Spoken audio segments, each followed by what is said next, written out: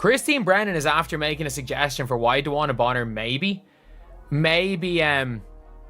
left the Indiana Fever, and her reasoning is crazy if true. In the high-stakes world of professional sports, narratives are built on promises.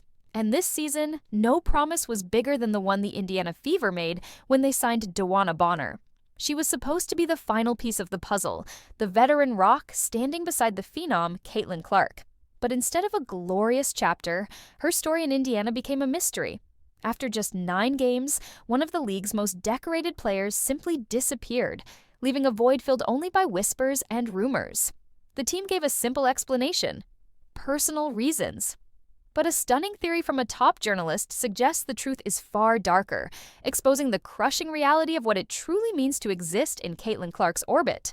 The DeWanna Bonner situation is one of the most unprofessional things I have ever seen in any level of professional sports, and it has to be addressed. If you're not familiar, DeWanna Bonner is cut from the Indiana Fever. We have just waived her, and we've brought back Ari McDonald. DeWanna Bonner has not played in the last few Indiana Fever games, and we were all thinking it was because of personal reasons. And all us Indiana Fever fans were thinking it was something big. I even said on a few of my live streams, the signing of DeWanna Bonner was hailed as a stroke of genius by the Indiana Fever front office. Here was a 6-time All-Star, a multi-time WNBA champion, and the 3rd highest scorer in the history of the league, signing a massive $200,000 one-year contract. The vision was crystal clear. Bonner's battle-tested leadership and calm demeanor would be the perfect anchor for a young, talented roster trying to navigate the media storm surrounding Caitlin Clark. Clark herself couldn't have been more excited, publicly stating, "Just the way she talks and she leads." For me, as a second-year point guard, I want to win for her. This is the end of her career. She deserves it. This wasn't just another roster move. It was a statement.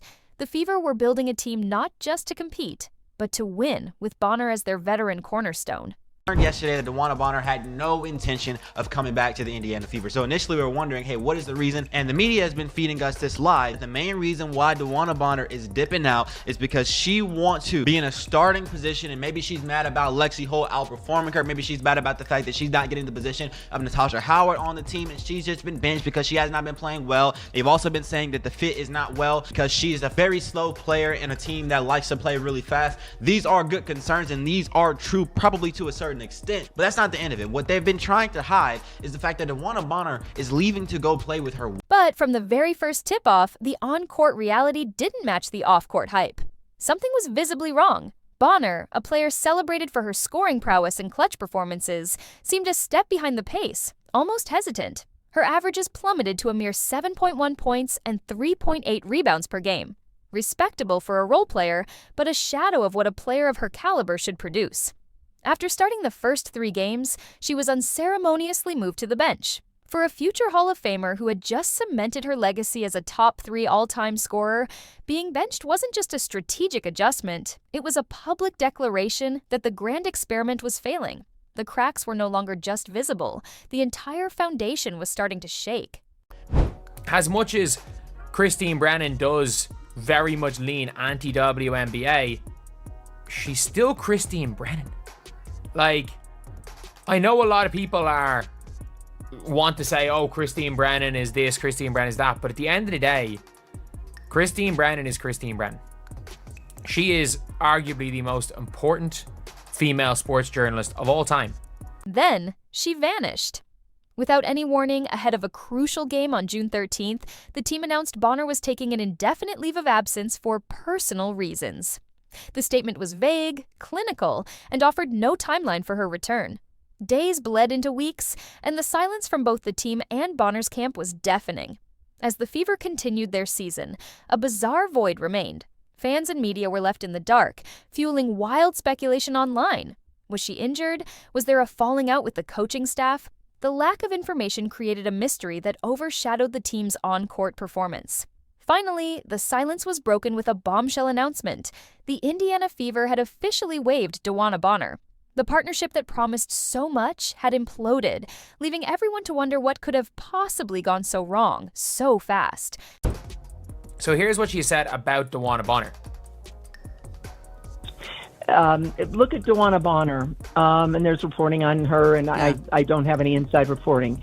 So DeWanna Bonner was brought in by Stephanie White, the new coach, formerly a Fever For the player Fever, and coach as right. well, for the Fever, brought from Connecticut, and she wanted to bring her star veteran, 37-year-old DeWanna Bonner, as a stabilizing influence. A leader went out in 2 games in the playoffs, and they needed more depth and more leadership and more veteran savvy, etc. So that's the decision that Stephanie White makes. Within a couple of games, DeWanna Bonner is not playing well, and then she disappears, and then she's literally now gone and says she doesn't want to play and she wants to trade and So we'll see what's happening weird. with Phoenix and all of that. Yeah. Well, it is, but the little We know up to that point. We know she was playing badly. She did. Just as the narrative began to solidify that Bonner had simply quit on her team, she broke her silence. In a defiant and cryptic Instagram post, she wrote, "A quitter? Nah, never been that." She followed it up with a line that set the internet on fire. "But when the time comes, let's just make sure the apologies are just as loud as the disrespect." That one word, disrespect, completely changed the conversation. Who had disrespected her? Was it the organization for benching her? The media for questioning her commitment? This wasn't the message of a player who was quietly stepping away. It was the sound of someone who felt wronged and was determined to set the record straight, hinting that the official story was far from the truth. No, like this next part is the crazy part. And this next part is why I'm making this video. Because up to this point, from what Christine Brennan said, and this is Christine Brennan on ESPN LA. And it's a video titled Christine Brennan thinks Caitlin Clark can do the unthinkable. little clue here. I was at that game May 17th, that home opener for the Fever against Chicago, and they just absolutely steamrolled them over 30 points. Great game by the Fever. And Bonner made it third all time at scoring, and had like some points. Her interview right afterwards, it's a joyous moment, right? I mean, we've all seen these interviews. And Ramona, you've done them. I've done them. We were talking to the player. This is easy stuff. And she goes, "I was shocked." She said at the crowd. I've never seen anything like this. Never experienced anything like this before. And I thought, what an interesting thing to say. Honest, yay, we love honesty. Yeah. But she's 37 and she's never seen anything like this. She meant it's 17,000 people, packed house, going crazy. They know their basketball, and they love you, and they love Caitlin, and they love everything about the team that Bonner is now on. Great, okay. And in talking to a source or two, it appears that Bonner was unable to, in some way, shape, or form, just deal with that spot. It was in this chaotic swirl of rumors that Christine Brennan, one of the most credible and respected journalists in sports, stepped forward with a theory so shocking it sent ripples through the entire league. Brennan proposed that Bonner's sudden departure wasn't about disrespect or poor performance. Instead, she argued that Bonner, despite her 16 years of experience, could not handle the unprecedented, suffocating pressure of the Caitlin Clark effect. The constant media frenzy, the sold-out arenas roaring with an intensity never before seen in the WNBA, Brennan suggested it was all too much for the veteran to bear. The most damning evidence for this theory came directly from Bonner herself. After the Fever's home opener on May 17th, a game where she should have been celebrating a historic scoring milestone, she made a stunning admission to reporters. "The crowd kind of shocked me a little bit," she said. "This is my first time playing in this kind of environment." Let that sink in. A player who has competed in multiple WNBA finals, who has faced down the most hostile crowds in the league for over a decade, was admitting that a regular season game in Indiana felt like something she had never experienced. That wasn't just a crowd, it was a phenomenon. And according to Brennan, Bonner wanted out. What makes this theory so fascinating is the sheer amount of money and opportunity Bonner left on the table. In today's WNBA, playing alongside Caitlin Clark is like winning the lottery. The Clark effect brings a tidal wave of exposure, creating a financial goldmine of endorsements, appearances, and branding deals that spill over to her teammates. Bonner was in a prime position to capitalize on this, securing her financial future while riding the wave of the most-watched team in women's basketball history. Yet, she chose to walk away from it all. This wasn't a decision driven by greed or fame. It was a decision that suggests her mental peace was worth more than any paycheck. However, there is another, more human layer to this story that has been largely overlooked.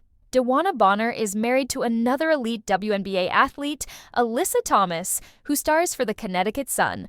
The life of a professional athlete is already demanding, but being in a long-distance marriage while playing on opposite ends of the country adds an entirely different level of strain. It's possible the personal reasons were exactly that. deeply personal. The immense pressure cooker of playing in Indiana, combined with the emotional toll of being separated from her wife, may have created a perfect storm of stress and anxiety that no contract could fix. The most likely truth is that these two realities are not separate, but deeply intertwined. The intense, relentless spotlight of the Caitlin Clark effect didn't create Bonner's personal challenges, but it almost certainly amplified them. Imagine trying to navigate the most stressful professional environment of your career, feeling isolated and underperforming, all while your primary support system is hundreds of miles away. The media scrutiny likely magnified her personal struggles, turning what might have been a manageable situation into an unbearable one, forcing her to make an impossible choice between her career and her well-being. For the Indiana Fever, the consequences of Bonner's departure are immediate and severe. They are in the thick of a tight playoff race, and they've just lost the veteran presence they were counting on to lead them through it. The team had to scramble, bringing back Ari McDonald to plug the hole in the roster, but her signing is a temporary fix for a much deeper problem.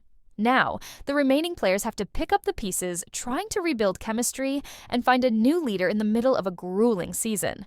The dream of a smooth, veteran-led campaign is over.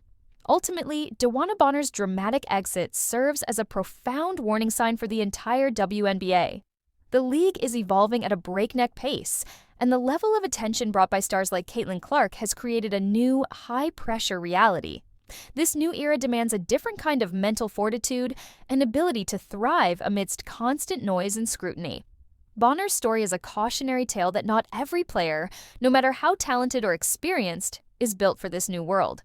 Her departure may be the first major casualty of the WNBA's explosive growth. So, what truly drove DeWanna Bonner away from the Indiana Fever?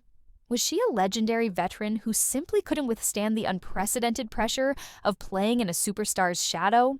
Or was she a person caught in an impossible situation, forced to choose between a demanding career and her personal happiness? The truth may be a complex mix of both. But the central question remains, what do you believe was the real breaking point? Drop your thoughts in the comments below.